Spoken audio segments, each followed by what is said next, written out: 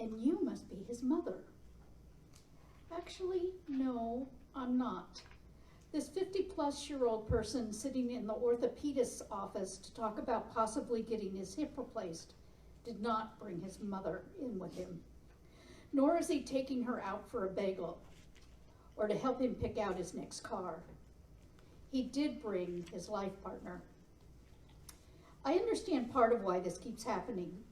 I am 10 years older than my partner.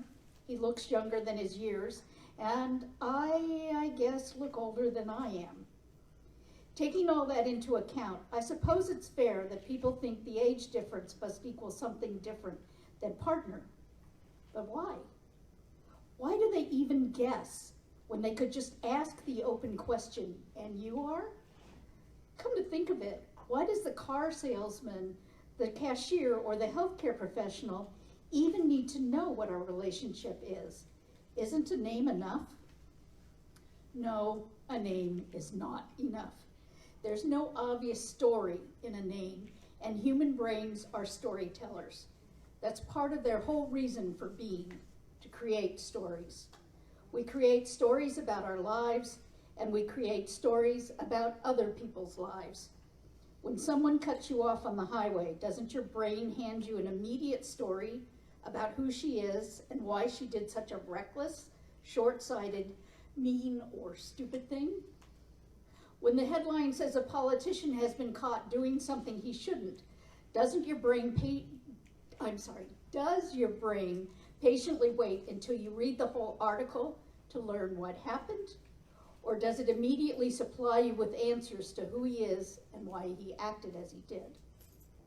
When your child is late coming home, do you sit calmly until they come through the door and explain what held them up?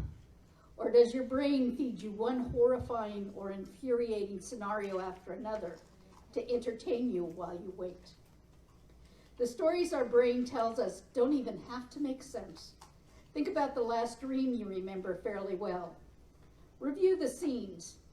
Did you walk from one place to another or magically appear there?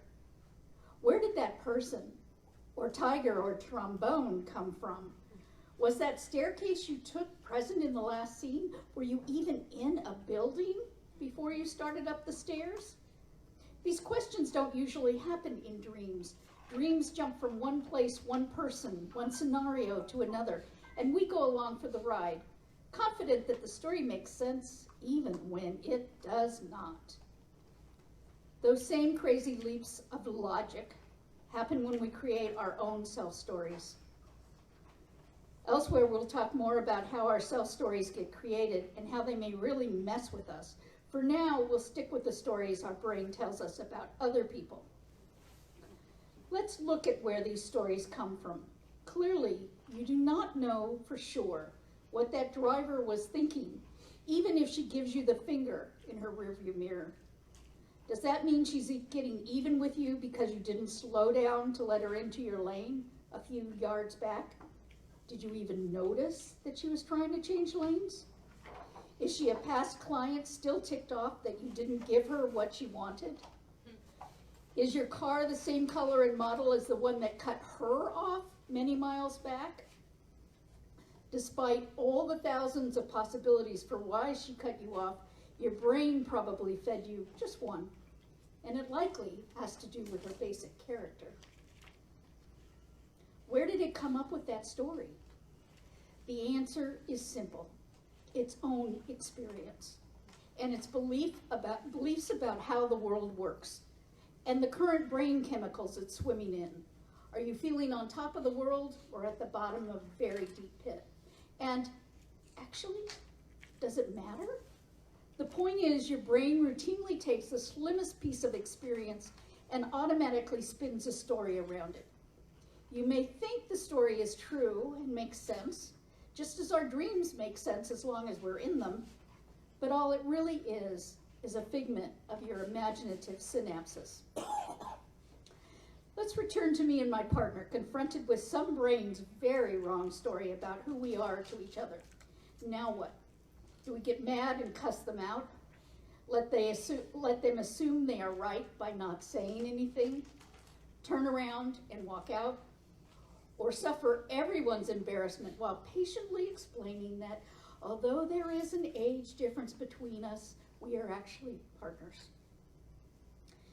Because it happens so often, this is one of those rare occasions when there have been opportunities to use that snappy, funny comeback everyone thinks of long after it was first called for. No, I'm Miss Cougar.